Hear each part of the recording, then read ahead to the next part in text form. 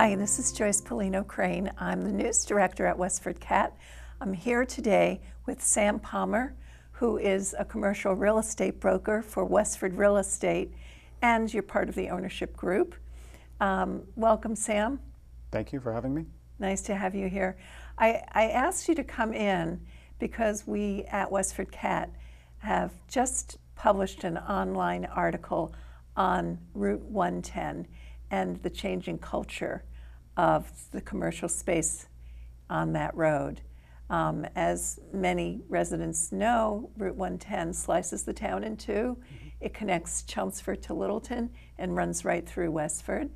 And we've noticed some changes going on. And so I called you to ask you if you could get me some numbers on commercial space and vacancies.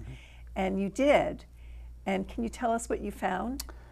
I found that based on the current inventory in Westford, specific to that Route 110 corridor, Littleton Road, the place that a lot of people refer to as the center of town, although we know that's not true. We found that of the 3 million square feet in that corridor, that about 12% is vacant. That's looking at commercial space in general, but retail, office, and industrial space. What does that mean to you, that 12% vacancy? It brings up some questions. It's historically high, in my opinion. We are very fortunate to have a number of marquee office tenants in town that bring a lot of jobs and fill a lot of that 3 million square feet. But the 12% is historically high, and I think it's a little misleading because I believe that some of the rates for the space have gone down to get that number boosted up, the occupancy number boosted up, right. And it also does not factor in vacancy. What I call vacancies, Rite Aid is an example. There is a lease being paid, there's a tenant in place per se, but it's not open for business, it's closed and unoccupied. You're referring to the Rite Aid drugstore that's on Carlisle Road. Yes, yeah. So it's vacant, which is the sort, you told me that and I didn't realize it was vacant. They closed their doors, I don't know, a couple months ago. Oh, that recently? Yeah, quite recently. They sold off all the inventory, the fixtures, and shut the doors, so.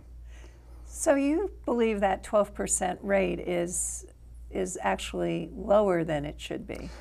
I believe it's lower than it really is. I think it doesn't take into account a site like Rite Aid that is not occupied. You see it as you drive down the street. There's a lot of for lease signs up. A lot of people looking for tenants. Yes, there are a lot of for lease signs up. I drove down to Orchard Square, which is further down the road, and I did connect with the leasing agent for Orchard Square. I forget the address. It's on the way toward Kimball. Yeah, the old Tiki Lau mini golf site is how it's commonly known. Yeah. The street number, I can't remember the street number either, but again, that was a property that there was a restaurant on site, a mini golf operation on site that was no longer economically viable. It was purchased by a developer, plan approved, building built, and then it sat. And that was, when, do you remember when it was finished? It was approved in 2014. I believe the work finished last fall. Okay. So it basically sat for almost a full year without a tenant. The first tenant opened its doors, I think, just a matter of days ago. Yes, there's a kickboxing business in there right yeah. now. And they've leased the restaurant to a craft brewer restaurant. Okay. There's a total of 18,000 square feet, and there's 10,000 left to be leased. Right. So. And it's interesting the way these, so the food use is occupied, so that probably means another food service can't go in there. And maybe a quick serve, but that's, what's going to occupy that 10,000 feet? Retail users, I think in certain segments of retail are strong. Your big box vendors are still very strong, but a lot of the small mom and pop shops like the Westford Toy Shop, which is referenced in the article, they're not as marketable nowadays, especially not at high 20s, low 30s a square foot. Yes, the Westford Toy Shop was very, a very emotional closure for many people in town. It was a very, very nice thing to have in town on a Saturday. I couldn't tell you how many Saturday afternoons I was in there grabbing something for a birthday party. Yes. Or it was very convenient, personal service that you just don't see today. Right. Or you see very little of. Yeah. Yeah. And so just going back to Orchard Square, they've rented to a fitness place and a restaurant. And that exactly represents the trend that we're seeing on Route 110. Yep. All service industry. Personal service. Yep. Yeah. Yep. And so what's going to become of our town? What do you think? Well, that's a much bigger question. Yeah. I think the personal service will remain strong. That's fitness studios, massage, Pilates, yoga, all that good stuff. Because people they have a vested interest in keeping themselves as good as they can be for as long as they can, and that's great. But yeah, the conventional retail,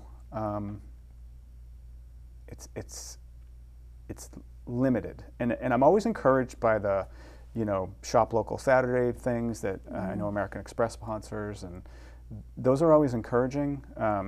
But they have 12 months of rent to pay, and a very, very short season to make it work. How it impacts the makeup of the town is an interesting question. Food service is something that always does well and is always pretty steady.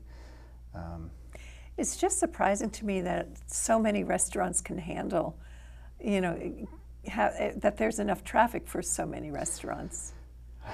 Yes, they have the rent, the raw goods. They have a lot of costs that go into how they formulate their pricing and their business plan, but they all seem to be able to do it. We do have a tremendous daytime population here because of the office space, and that supports the retail. Mm-hmm. So that's a plus. But yeah, I'm glad I'm not in the restaurant business, I guess. It does seem competitive. It's competitive, yeah. Yeah. And then in the article, which was written by 2 Westford Academy seniors, and who worked all summer on the story, they talk about build out. They interviewed Tom Barry and Bill Nussbaum from the Economic Development Committee. Yes. And they talked about build out, and that there are bigger companies, corporations that are looking for space in this area, and there isn't enough land for these companies. Well, so that's interesting. So part of that 12% calculation, the 12% vacancy calculation, did not take into account buildings that were approved but not built. So Tech Park West, which is where Red Hat is, has a number of sites. I think another 300,000 square feet of space that is approved but not built. So it's interesting to me to hear you say that there are companies looking in this market. From what I understand, the larger companies that are trying to attract young tech people prefer to be the 128 belt inside because of services. So just the stuff you're talking about. They want a Starbucks or a coffee place on every corner. Pedestrian traffic that they can walk to the goods and services they need during their workday. So I guess I'm a little surprised that the big, I guess I'm referring generally to high tech companies because they're trying to attract that young talent. But there is high tech here. IBM has a campus just over the line in Littleton. Mm-hmm. Red Hat has a huge campus here. There's tons of high tech companies in saunas. Yep. They actually run a reverse commute from Cambridge, from Alewife, to get the talent out here. Yes. Yep. And that's been happening for a number of years. Yes. So do you think there's enough land that there's a chance we might attract some more? For the big bigs, the big companies, yeah. The big, for the big companies. They can absorb, to build a new building is extraordinarily expensive. Mm-hmm. There's a huge capital investment that needs to be made, and they can justify that type of investment. I'd say small to mid are probably more geared towards going into existing buildings that, there's not that huge upfront cost. Well, it's been a fascinating experience working with the writers on this article and connecting with you and getting a feel for the changing nature. What we are, our argument in the article is that, there's a disruption going on along Route 110.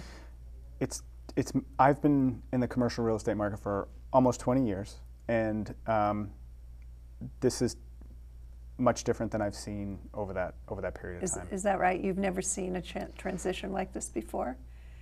I would This think you have. This prolonged. Okay. So that's the difference. I've seen ups and I've seen downs, but it seems like there's kind of been this stagnation. It's been stagnant for a long time. And again, I'm still doing things, placing tenants, getting people in. But years ago, Orchard Square, as an example, I really feel like that would have been much further along in its tenancy than what we're seeing today. That it wouldn't have been vacant as long as Correct. it has been. Yep, correct. Yep. Interesting.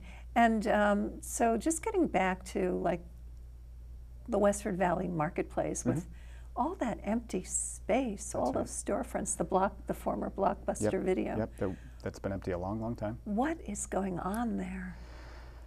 Well, Cornerstone Square impacted them. Market Basket leaving impacted them.